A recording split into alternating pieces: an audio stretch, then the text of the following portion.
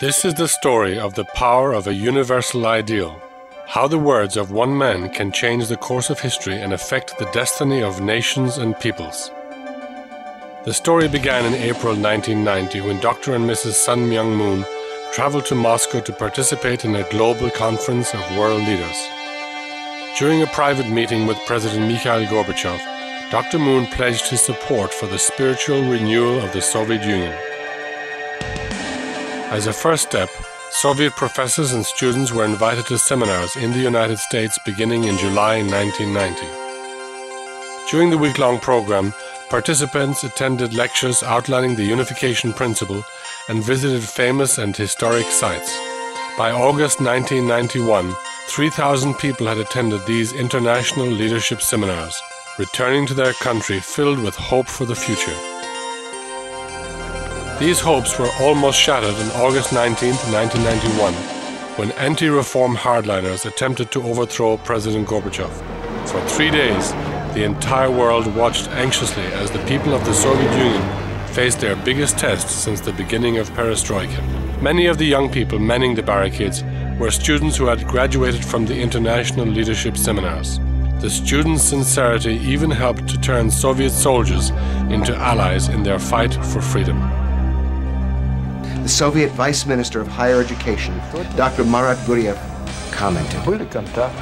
Filled with a burning desire for freedom, these young people took the lead in defending our country.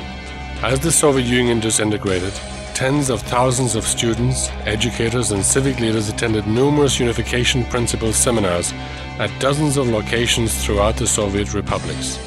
They were inspired by a message of hope based on spiritual ideals. With these events as a background, over 7,000 people welcomed Mrs. Hak Jahan Moon during her speech in the Moscow Kremlin. I want to express my heartfelt gratitude to you for welcoming me to your beautiful country. In 1992, with the support of the Russian Ministry of Education, 1,600 educators attended a program in the Crimea entitled Spiritual Renewal and School Education in Russia. It was sponsored by the International Educational Foundation, an organization founded by Dr. Moon to promote the teaching of spiritual and moral values. IEF systematized the major concepts of unification principle into several books for use as school curriculum materials. In the philosophy of the unification movement, I found a lot of ideas that I worked on as a teacher and as a specialist in the theory of education. My World and I, The Way to Unification, and an accompanying teacher's guidebook were published in 1993. In 1994, a second book, My World and I, The Way to Love, was published and accompanied by a parent's handbook. 1997 saw the publication of First Peak, The Way of Action. A two-part volume called I and the World of People appeared in 1998. In 1999, IEF unveiled Love, Life and Family, an abstinence-based sex education program that puts sexuality in the proper context of marriage and family. These materials were reviewed by leading Russian experts. Dr. Orgy Abrisian of the Russian Academy of Science observed, "In a truly holistic way, My World and I introduces the reader to the world of fundamental moral and spiritual values. This may be the first publication of its kind in the Russian language." School teachers also expressed their appreciation for the new approach.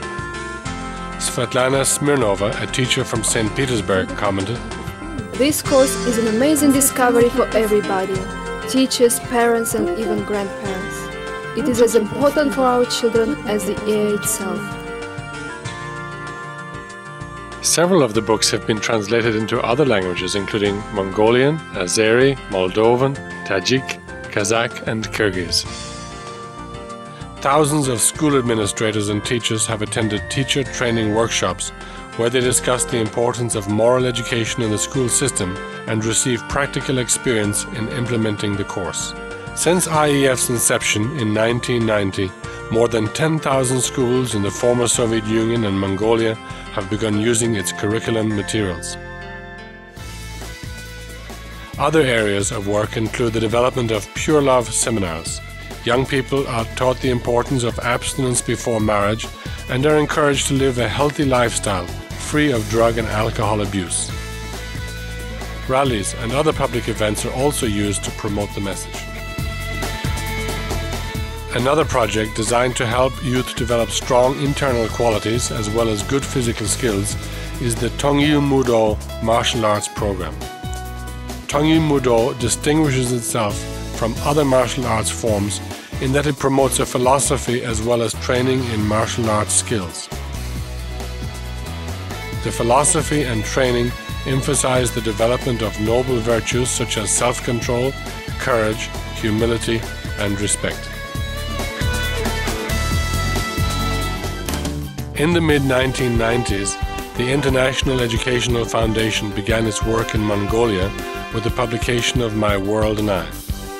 The Ministry of Education of Mongolia actively supports the use of this curriculum as part of a national educational initiative. The activities in the former Soviet Union and Mongolia laid the groundwork for the next phase of Dr. Moon's work, the People's Republic of China.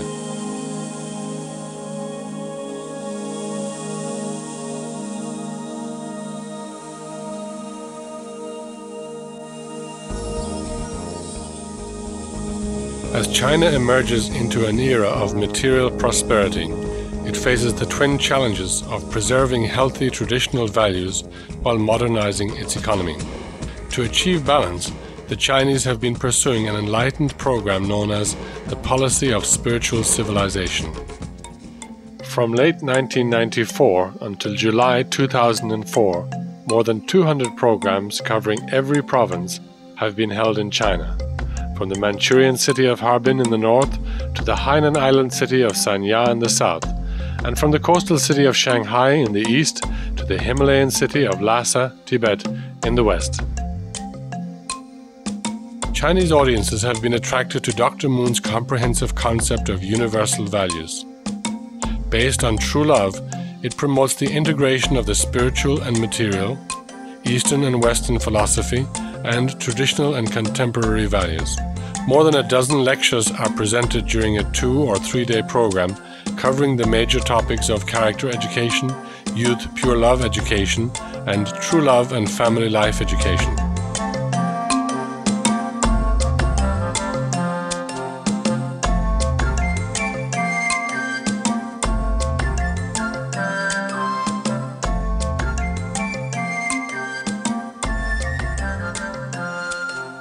At the conclusion of each seminar, all participants receive a certificate of achievement acknowledging their participation.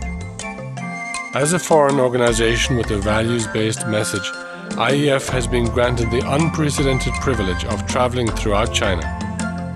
The work of IEF began with educators, including seminars for hundreds of school directors in Beijing and Shanghai. We can learn much from the International Educational Foundation through their very comprehensive approach to character education. The IEF ideas are very close to the best values of Chinese culture. Lecture presentations are published in books presented to all the participants. The National Health Education Institute printed the presentations in its annual publication. The Chinese Ministry of Education has invited IEF to hold a conference with its textbook writers in charge of preparing the next generation of China's moral education textbooks. These books will reach 250 million students. Mr. Zhang Wanxing of the Central Education Research Institute in Beijing. IEF's values are very much in line with the goals of Chinese character education programs. We are therefore honored to work together with IEF and have been deeply impressed with their accomplishments within the short span of 5 years. In a survey made in 1992, only 66% of high school students supported the principle of abstinence before marriage. However, in a similar survey in 1999, the percentage who supported the abstinence principle had increased to 89.8%.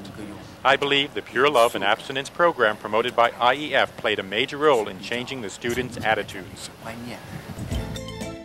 Numerous publications have been distributed throughout China in order to promote the ideals of IEF. These include Youth Pledge, a series of 3 books published in collaboration with the Shanghai Education Commission; Youth Character and Sexual Health Education, published together with the Beijing Capital Normal University; Family Ethics and Character Education, published as a result of a joint conference with the Chinese Academy of Social Sciences; and Happy Healthy Families, published as a guide for young people as they prepare for marriage. In June 2004, IEF co-sponsored the publication, together with the Police University Publishers, a 4-volume series of books dedicated to the fight against drug abuse.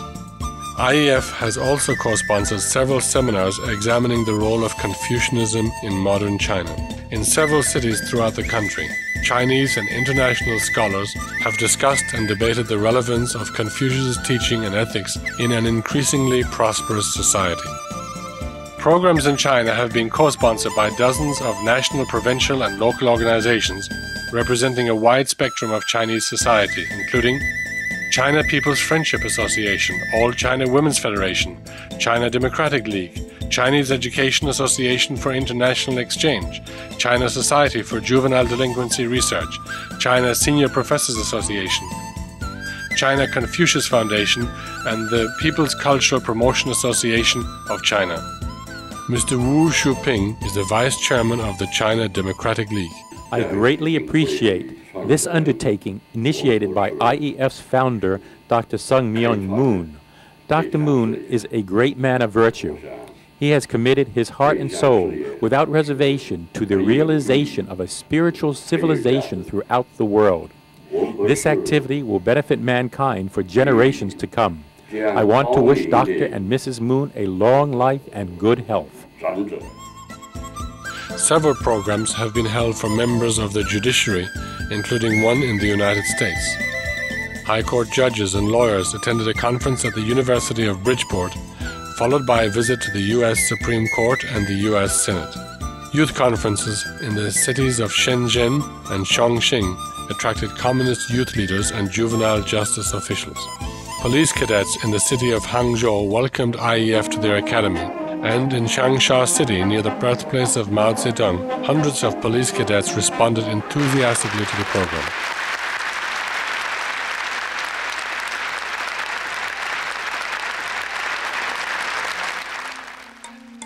In an effort to reach out to young people who have had problems with the law, IEF organized several events for prison directors and staff.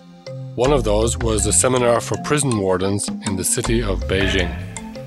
我要代表国际在基金会创始人文春明博士夫妇向各位问候。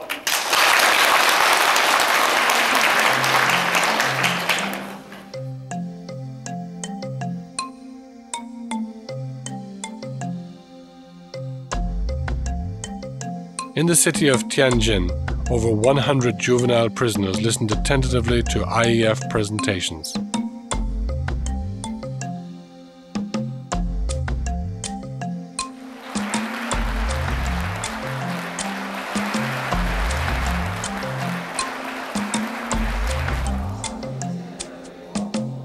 At the end of the program, the inmates signed and recited the Pure Love Pledge.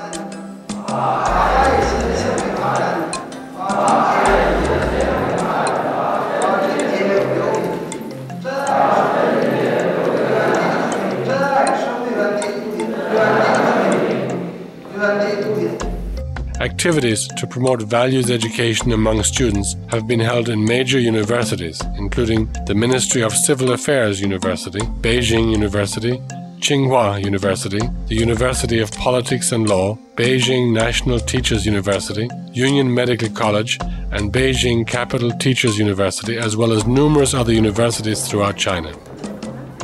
After hearing lectures, the students sign a pledge and receive a wallet-sized card to carry with them as a reminder of their commitment to a pure and healthy lifestyle. They also receive a booklet entitled Love and Friendship in the Age of AIDS. The The seriousness of how Chinese people take the issue of moral education can be seen in the audience of more than 1,300 students and professors who took part in an IEF seminar at a local university in the city of Taishan. Mr. Zhang Likun is the former director of the China Communist Youth League and was a close associate of former Premier Zhou Enlai. We are happy to work together with IEF because your education in morals and ethics has great significance for our country. Our juvenile population is 400 million, and how we educate them will affect not only our country, but will even influence the world. IEF in China has also co-sponsored a Service for Peace program, giving young people an opportunity to put their ideals into practice through service projects in local communities. These have included a book exchange program in Hebei province, a 10,000-mile health education tour with the Qinghai Health Education Bureau, and tree planting in Shaanxi province. Through the participation of young people from abroad, local Chinese youth have an opportunity to study other languages. The programs give participants the opportunity to experience the concept of serving others, and for those coming from abroad, a unique chance to understand the cultural diversity of China. The Service for Peace participants also establish friendships that will last a lifetime. Through radio, television, newspaper and magazine articles, tens of millions of Chinese have been introduced to the activities of the International Educational Foundation.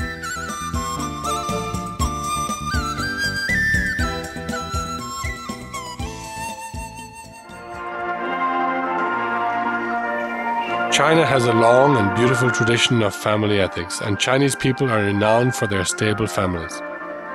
It is therefore no surprise that one program that has been especially well received in China is the True Love Marriage and Family Blessing Festival.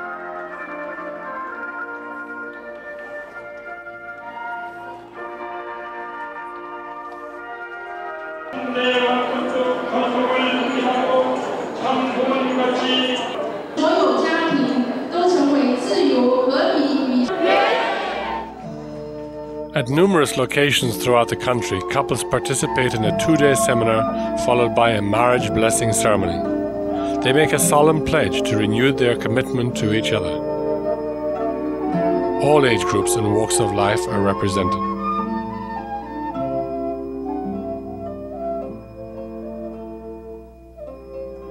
The beauty and sacredness of the event are a moving experience for many of the participating couples. Many experienced only a civil ceremony when they were originally married. The blessing programs have been supported by numerous organizations, including this one in December 1998, which was supported by the Women's Commission of Central State Ministries. Couples in Shandong province pose in front of the famous Taishan mountain. And in June 2004, couples in the city of Shenzhen concluded a week dedicated to the promotion of family values with a blessing ceremony. One couple that had overcome tremendous hardships in their life gave a moving testimony. During the ceremony, they tearfully shared a beautiful moment of rededication to a renewed life together.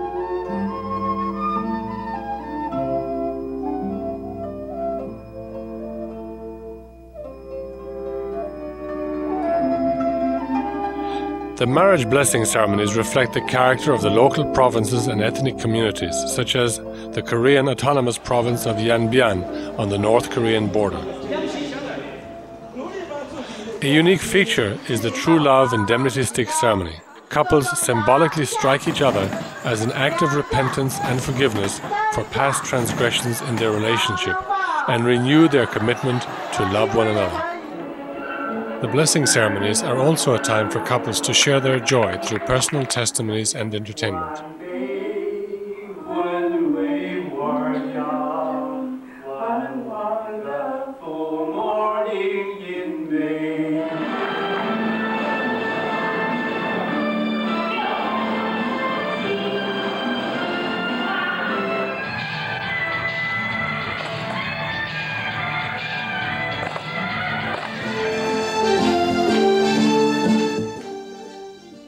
In May 1999, on the 5th anniversary of IEF's work in China, Mrs. Hak Ja Han Moon spoke at the Great Hall of the People in Beijing.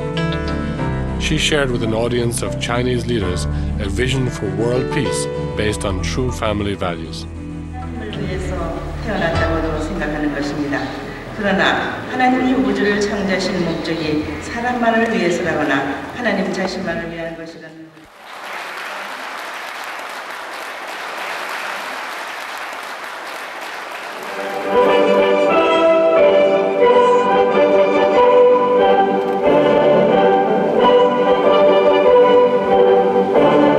Looking toward the future, IEF pays special attention to the younger generation. Pure Law of Abstinence campaigns have been initiated in universities and high schools throughout China. In Shanghai, more than 1,000 students from 80 schools committed themselves to the highest standard of purity and public service. Their devotion ensures that the ideal will go on. And really are becoming tiny example for young people, entire world, to really spread this message of youth, pure commitment.